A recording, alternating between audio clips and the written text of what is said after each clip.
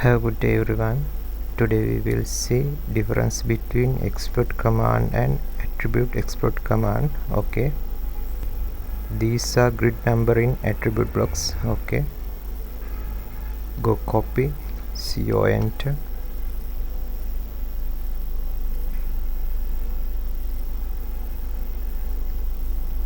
paste. Okay, now go home, export, select objects, enter. Not okay, there is a problem. Okay, let's see now.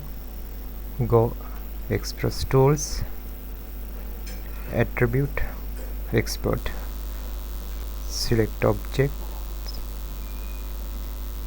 enter. It's okay, no problem. Thanks for watching. Have a nice day.